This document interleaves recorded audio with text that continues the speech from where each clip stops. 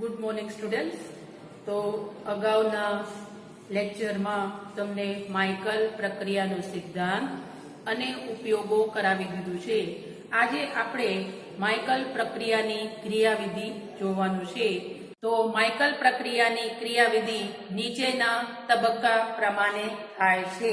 પહેલા તબક્કામાં જે બેઝ હોય એના ઇથોક્સાઇડ આયોન સક્રિય મિથિલિન સમૂહમાંથી એક પ્રોટોન સ્વીકારે એટલે ડીપ્રોટોનેશન પ્રક્રિયા થાય અને એમાંથી કાર્બેનિયોન બને છે.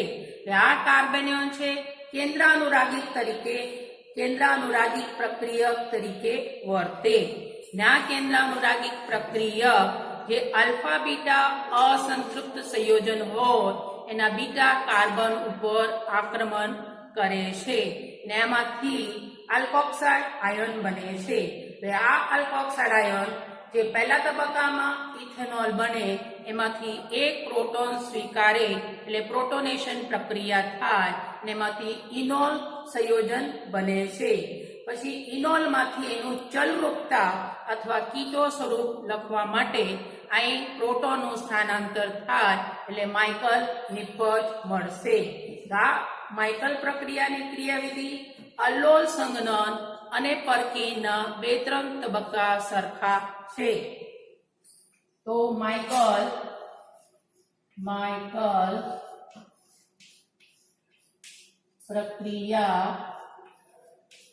પ્રક્રિયાની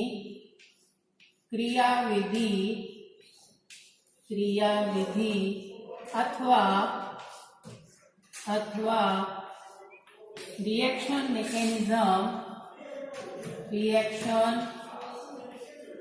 મિકેનિઝમ નીચે પ્રમાણે સમજાવી શકાય છે.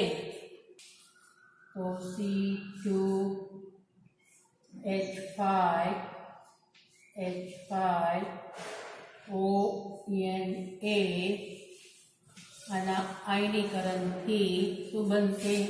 C2H5O- વત્તા ધન આયન સોડિયમ ધન આયન શું બને છે? ઇથોક્સાઇડ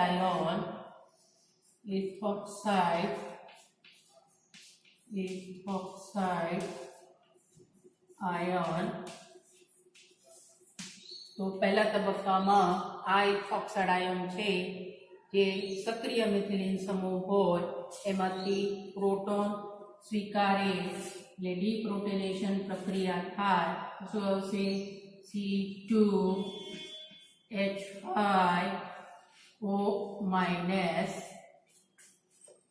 આ છે ઇથોક્સાઇડ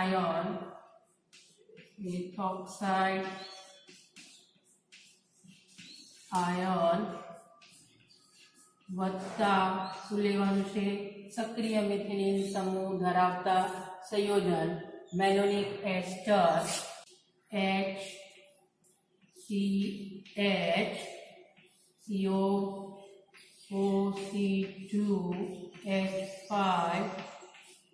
આ તમને સમજાવવા માટે અહીંયા આવી રીતે લખું છું. ડાયરેક્ટ તમારે CH2 લખવું હોય તો લખી શકીએ. આ છે મેલોનિક એસ્ટર આ ઓક્સિજન પરમાણુ અહીંયાથી પ્રોટોન મેળવે બરોબર. આ ઇલેક્ટ્રોનિગમ કાર્બન સાથે જોડાશે. એક પ્રકારના ડીપ્રોટોનેશન પ્રક્રિયા થાય.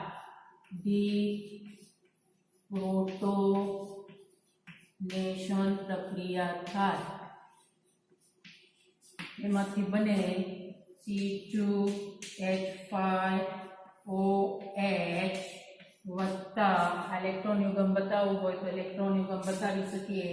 તો 2 ઇલેક્ટ્રોન મેળવે છે. તો આવશે C2H5 આ ઇલેક્ટ્રોન મેળવે એટલે ઋણ બીજ ભારિત બને છે. ચાર્જ શું આવશે? માઇનસ. આ છે કાર એનાયન કાર્બેનાયન આ કાર્બેનાયન છે કેન્દ્રાનુરાગી પ્રક્રિયક તરીકે વર્તે ન્યુક્લિયોફિલિક રિએજન્ટ છે। બીજા તબક્કામાં આ કાર્બેનાયન છે આલ્ફા બીટા અસંતૃપ્ત સંયોજન છે એના બીટા ઉપર આક્રમણ કરશે એટલે કેન્દ્રાનુરાગિક યોગશીલ પ્રક્રિયા થાય અને એમાંથી આલ્કોક્સાઇડ આયન બને છે। તો બીજા તબક્કામાં આલ્ફા બીટા અસંતૃપ્ત સંયોજન લેવાનું છે ઇથાઇલ સિનામેટ તો આવશે C6H5CH double bond CH COOC2H5 આને કહેવામાં આવે છે ઇથાઇલ સિનામેટ જે એક્સેપ્ટર છે વત્તા કાર્બેનાયન CH COC2H5 આ છે ત્યાં ચાર્જ આવે માઇનસ કાર્બેનાયન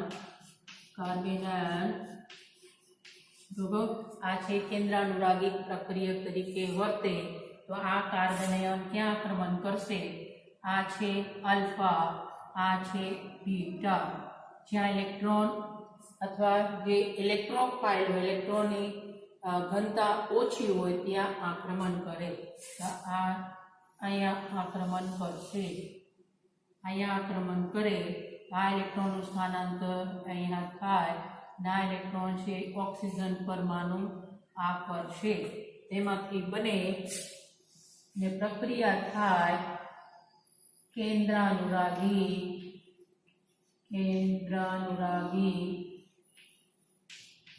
યોગશીલ પ્રક્રિયા કેન્દ્રાનુરાગી યોગશીલ પ્રક્રિયા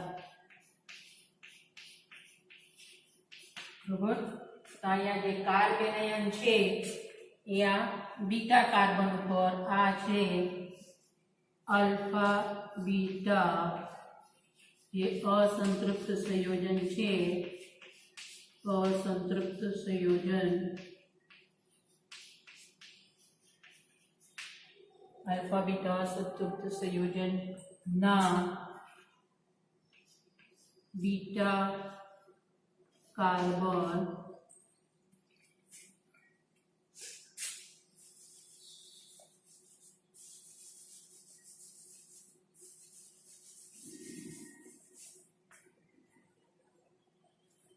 કાર્બેનાયન છે આ જે આલ્ફા બીટા સંતૃપ્ત સંયોજન હોય એ બીટા કાર્બન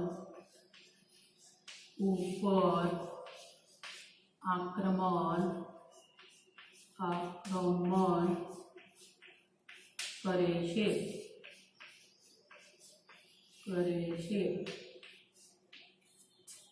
તેમાંથી બને C6H5CH આ ઇલેક્ટ્રોનનું અહીંયા સ્થાનાંતર થશે તો શું આવશે CH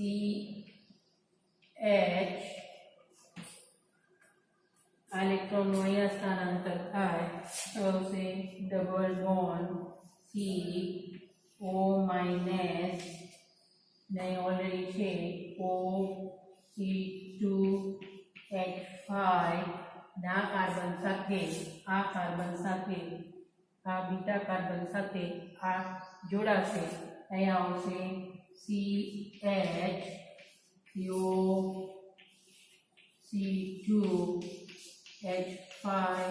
ટ્વાઇસ આલ્કોક્સાઇડ આયન અથવા ઋણ એનાયન બને આ છે એનાયન અથવા આપણે લખી શકીએ આલ્કોક્સાઇડ અલ્કોક્સાઇડ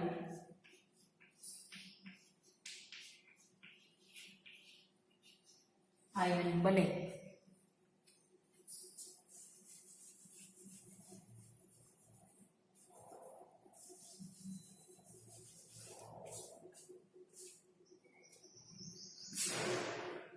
તો આવી રીતે એનાયન બનશે.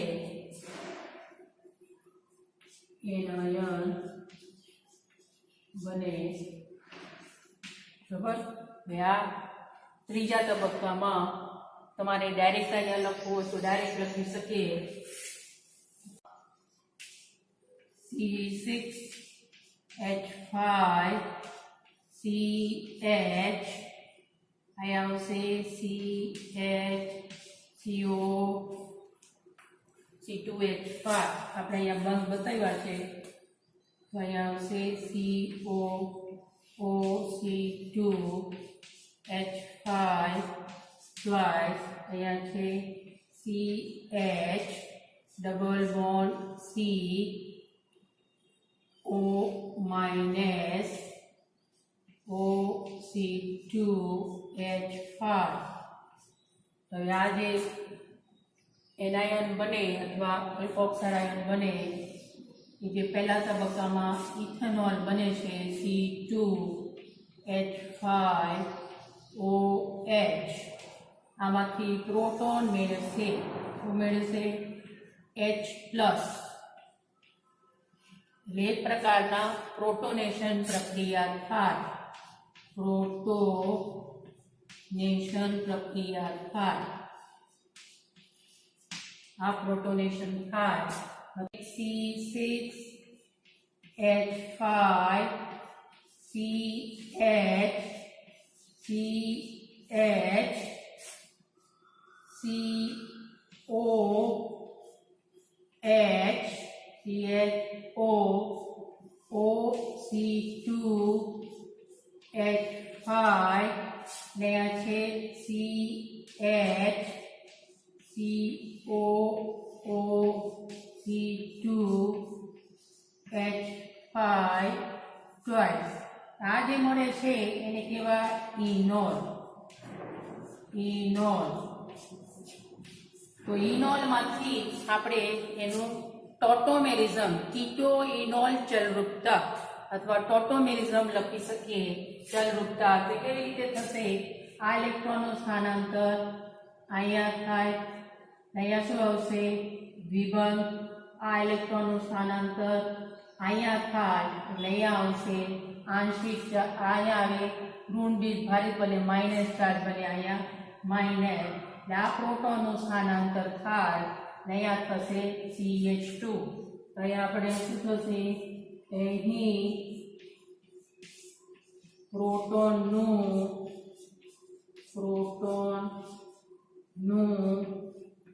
સ્થાનાંતર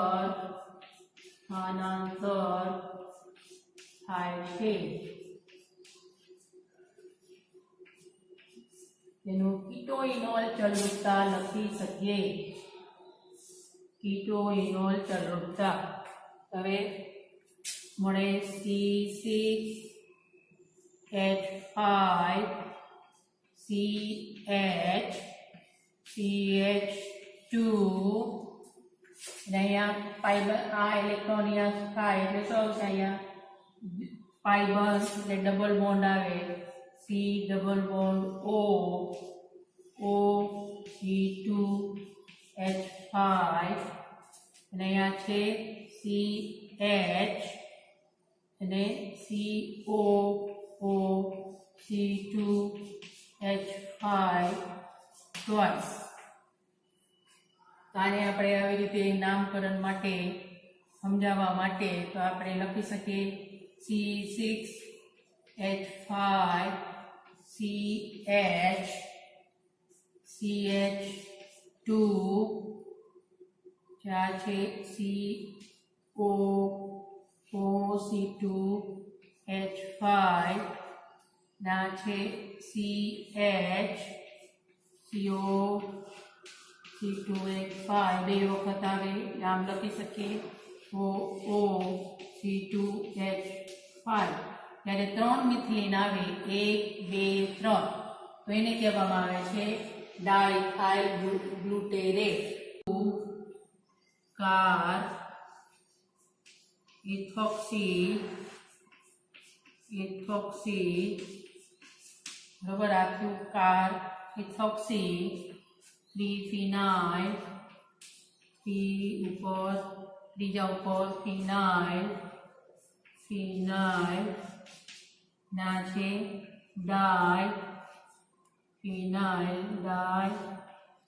ઇથાઇલ 3 હોય H હોય તો એને ગ્લુટેરિક એસિડ કહેવામાં આવે છે તો આ એસ્ટર છે એટલે શું આવશે ગ્લુટેરેટ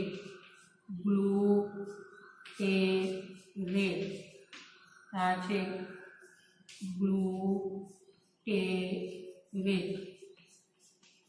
ગ્લુટેરિક એસિડમાંથી ગ્લુટેરેટ તો આવી રીતે પ્રક્રિયાની ક્રિયાવિધિ છે તા 4 તબક્કામાં થાય છે સૌપ્રથમ શું આવશે ઇથોક્સાઇડ આયન છે સક્રિય મિથિલિન સમૂહના આલ્ફા કાર્બન ઉપરથી પ્રોટોન સ્વીકારે ડિપ્રોટોનેશન પ્રક્રિયા થાય એમાંથી કાર્બેનિયન બને આ કાર્બેનિયન છે આલ્ફા બીટા અસંતૃપ્ત સંયોજનના બીટા કાર્બન ઉપર આક્રમણ કરે એમાંથી એનાયોન બને પાછું આ એનાયોનનું પ્રોટોનેશન થાય અને એમાંથી ઇનોલ સ્વરૂપ મળે પછી એનું ચલરૂપતા લખે તો પ્રોટોનનું સ્થાનાંતર થાય અને એમાંથી આપણને શું મળશે માઇકલ નિપલ અથવા એડક્ટ આવજો.